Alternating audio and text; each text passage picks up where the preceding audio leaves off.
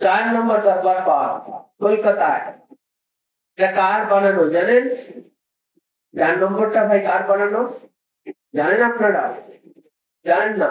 তাহলে জেনে নিন। আজকে জেনার উর্সে শরীফ, আজকে জেনার উর্সে শরীফ পর্দা হুজুর পাক কিবলা ও কাবা সৈয়দনা মঞ্জানা হুসাইন সাহেব মুস্তাফিদ আলী আল কাদরি আল হাসানি আল হুসাইন আল বাগদাদি আল জাতিহি, ইনি 4 নম্বর খানকা শরীফ মদিনারি বানানো ছিল।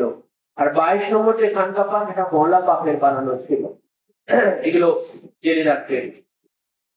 4 নম্বর দরবার পাক বানানোর আগে হুজুর পাকের এক খাদেম ছিলেন, উনি সিভিল ইঞ্জিনিয়ার ছিলেন, ওনার নাম ছিল খসরু মিয়া। তো কলকাতার এক বড় আর্কিটেক্ট, মানে যারা বাড়ির ডিজাইন যারা তৈরি করে, বাড়ির নকশা যারা তৈরি করে, বহুতল বিশিষ্ট ভবনের নকশা যিনারা তৈরি করেন, হ্যাঁ, এরকম এক আর্কিটেক্ট নিয়ে এসেছিলেন ইঞ্জিনিয়ার খসরু মিয়া। উনি নিজেও একজন সিভিল ইঞ্জিনিয়ার ছিলেন, হুজুর পাকের উনি খাদেম ছিলেন। তো উনি কলকাতার এক বড় আর্কিটেক্ট নিয়ে এসেছিলেন, যিনাকে দিয়ে এই 4 নম্বর এই খানকা শরীফ এই ভবনটার এই নকশা উনাকে দিয়ে তৈরি করা হয়েছিল। কোথায় পিলার, কোন পিলার কোথায় হবে, কোথায় আপনার ওই ফাউন্ডেশনটা কেমন হবে, গেট পিনটা কোথায় কিভাবে হবে, শর্ট কলমটা কেমন হবে, তারপরে লং কলম গুলো কেমন হবে, এই পুরো ভবনে এই আপনার নকশাটা ওনাকে দিয়ে তৈরি করা হয়েছিল। ওই কলকাতার ওই বড় ওই আর্কিটেক্ট ওনাকে দিয়ে। তখন উনি একটা নকশা তৈরি করে এনে যখন পর্দা হুজুর পাকের সামনে এনে নামালেন, পর্দা হুজুর পাকের সামনে এনে নামালেন 22 নম্বর খানকা পাক।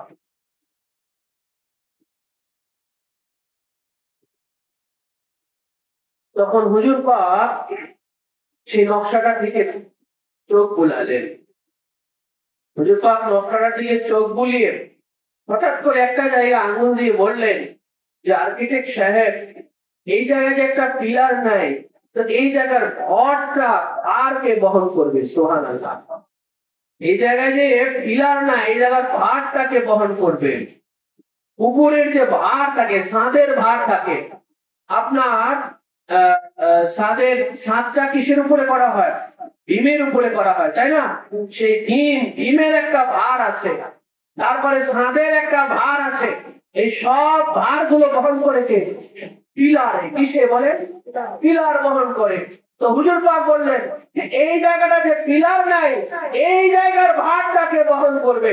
তখন সেই আর্কিটেক্ট তিনি ঘাবড়ায় গেলেন, ঘাবড়ায় গিয়ে তড়িঘড়ি করে সেই নকশাটা গুটিয়ে ওখান থেকে যখন উনি চলে আসতেছিলেন, চলে এসে হুজুর পাকের খানকা পাক থেকে বের হয়ে খসরু মিয়াকে বললেন যে হুজুর যেটা ধরেছেন এটা তো ঠিকই ধরেছেন, তাহলে হুজুরের কি ইঞ্জিনিয়ারিং করা আছে? হুজুর কি ইঞ্জিনিয়ারিং করেছে ভাই? বলে কোন কলেজে গিয়ে, কোন ভার্সিটিতে হুজুর ইঞ্জিনিয়ারিং করেছে? হুজুর ইঞ্জিনিয়ারিং পড়ে নাই, কিন্তু ওনাদের কাছে সবকিছু কি বলেন, সবকিছু ধরা পড়ে যায়। সবকিছু কি বলেন, সবকিছু ধরা পড়ে যায়। ওই ইঞ্জিনিয়ারিং এর সবকিছু ওনাদের কাছে ধরা পড়ে যায়। হ্যাঁ, আপনার ওই লয়ারের সমস্ত আইন ওনাদের কাছে ধরা পড়ে যায়। লয়ার যারা আইন নিয়ে যারা চর্চা করে, ওই ওনাদের আইন ওনারা যদি নাও করেন, আইনের কোন ডিগ্রি ওনারা না নেন,